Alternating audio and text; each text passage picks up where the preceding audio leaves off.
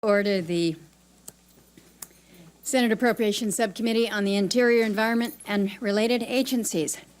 Welcome to the committee, Mr. Cornsey. We appreciate you being here today. I think it's fair to say that in recent years, discussions about BLM budget or oversight issues in this subcommittee have been wrapped up into the bigger, broader budget hearing for the entire Department of Interior. And as we move toward marking up a bill, I do think that it's beneficial for subcommittee members to have an opportunity to discuss the operations and programs of the largest land manager in the United States in greater detail than can be accomplished at the broader department-wide budget hearing for the Interior. For FY16, the President's budget has requested $1.2 billion for the BLM. This is a $107.6 million amount more than the current level.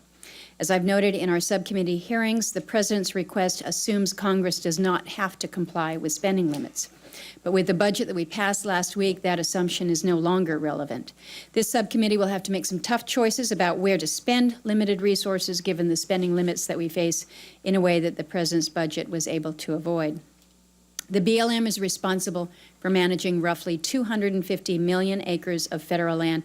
This is about 38% of the entire federal surface estate and 700 million acres of subsurface estate. The vast majority of this land is in our 11 western states and Alaska. BLM has a multiple-use mission, part of which is facilitating most federal onshore natural resource development. Consequently, BLM-managed lands are important economic drivers beyond recreation and conservation, and this is especially true in Alaska.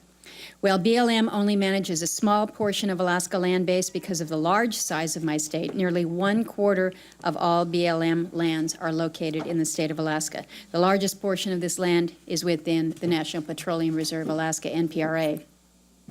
It's no secret that I believe responsible development of our nation's energy resources is important to both our economic and our national security. The resources within NPRA can and must be developed in a responsible manner, and as a nation, we're relying on the BLM to make this responsible development possible.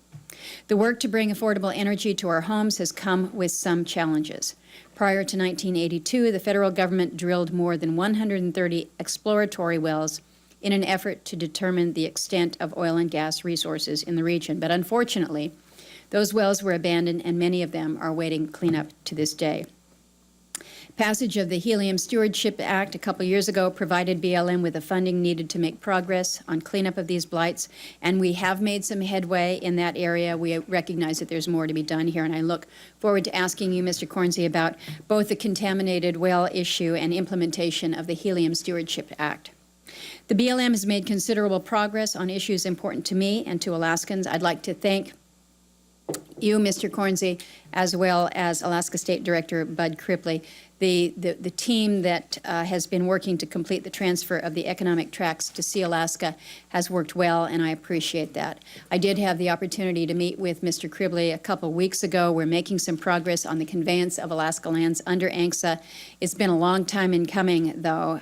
It was the Alaska Lands Conveyance Act of 2004 that we passed and was signed into law, and the promise at that time was that the completion of the conveyances would be done by the 50th anniversary of statehood, which of course was 2009. We're sitting here in 2015. While we may be on track, we still have a ways to go there. We have some other challenging issues that need to be addressed. Greater Moose's Tooth Project, I've expressed my frustration with the mitigation requirements and other process issues that have proceeded throughout that process, and some of the issues have been settled, but we're still in a place where the federal government is proposing to put conditions on the project that threaten to make it unaffordable to move forward. This is really about prioritization and pace of responsible energy development on public lands, not only in Alaska, but in the lower 48 as well. I think many of my colleagues from the West can relate to the struggles that we face in Alaska.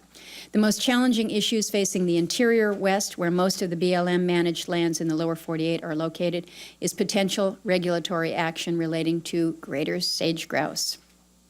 While the threat of an Endangered Species Act listing looms, there are significant fears that regulations put in place to preserve sage-grouse habitat are perhaps even more restrictive and provide less certainty in the permitting process than an ESA listing.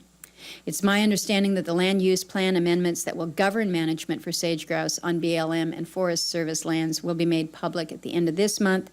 And like my colleagues, I look forward to the release, the evaluation, and the reception by impacted states. The contents of those plans will help this subcommittee determine the merits of the requested $45 million increase BLM requested for sage-grouse activities in the FY16 budget. The BLM included several other notable budget proposals, including a request to once again raise fees on public land users like grazers and onshore oil and gas producers. Oil and gas activities on public lands contributed more than $5 billion to the federal treasury in 2014. So I'm not convinced that raising fees won't reduce this contribution by discouraging activity on our federal lands. Less activity will ultimately result in less revenue to the treasury and the communities which rely on these activities for economic sustainability. So, Mr. Cornsey, I look forward to hearing from you this morning about BLM's national priorities, including renewable energy development, their role in the Secretary's wildfire strategy, and many other important issues before the committee. So again, thank you for agreeing to be with us this morning. And with that, I turn to my friend and ranking member, Senator